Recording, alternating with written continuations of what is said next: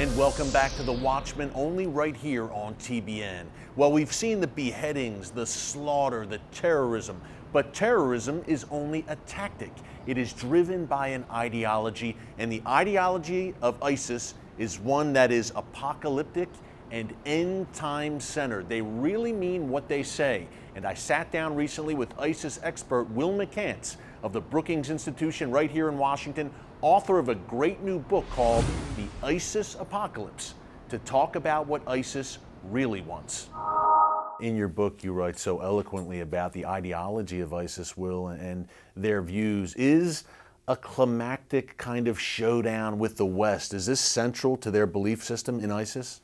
They believe it's coming. They believe that this will climax in an end of days battle. But they also believe that events can go the other direction, that there may even be a truce at some point between the West and the Muslims, because prophecy also says that will happen. So no matter what happens then, they will read it through the lens of prophecy. So yes, they believe there will one day be a showdown, but they're willing to interpret events in different ways depending on how it goes. Yeah, I think that's one of the great things about your book, Will. You delve into this prophetic outlook of ISIS. You know, a lot of people don't talk about that. Terrorism, obviously, very effective tactic for ISIS, but it's driven by this ideology, and a lot of it is kind of centered on these Islamic prophecies. Tell us a little bit more about their belief system in terms of bringing these prophecies to light in the modern day. Right, so there are many Islamic prophecies of the end times that are found in Muslim scripture, and most of them say everything goes down in Syria and Iraq. So whenever there is a major political upheaval in Syria or Iraq, it invites this apocalyptic interpretation. Now what's fascinating about ISIS and what differentiates it from many other Sunni Islamist groups that are fighting is that ISIS is alone in saying that these prophecies are coming true today. And they use it to recruit people, and sometimes they make battlefield decisions according to these prophecies. Tell us about a town called Dabiq and why that's so important to ISIS, this town in Syria. Right, it's a tiny town outside of Aleppo, which was one of the major cities in the north. And in this village, there's a prophecy that says that the end times battle between the Muslims and the infidel armies will happen in this village called Dabiq.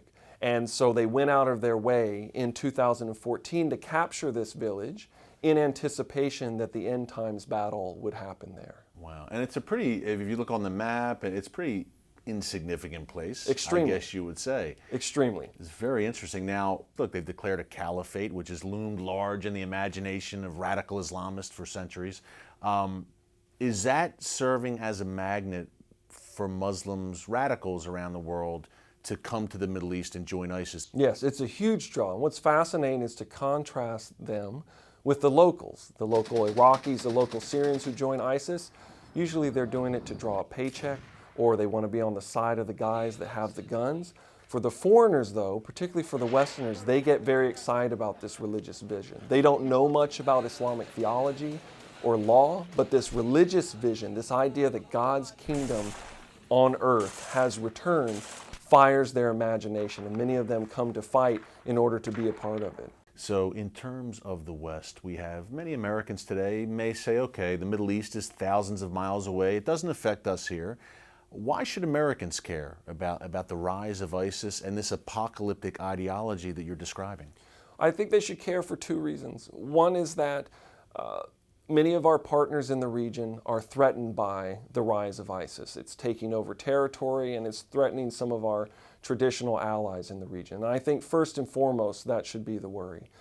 The second worry, of course, is that they will carry out attacks in the West. And look, these terror attacks are not an existential threat in the way that Soviet nukes were an existential threat. But what they do is they tear apart our politics. They make us suspicious of one another. They can really pick at the fabric of our open societies. ISIS seems to covet Jerusalem as part of their caliphate. How important, I guess you would say, is Israel on ISIS's chopping block? If you had asked me a year or two ago, I would say it's probably pretty far down the list in priorities. They would love to control Jerusalem. They believe that prophecy is going to be fulfilled there, but it's probably fifth or sixth on the list of places they want to go. That has moved up. And they are beginning to deploy many more resources to try and build cells inside of Gaza, for example. And their affiliate in Egypt is also pushing towards Gaza. So they have much more interest in Israel and violence in Israel.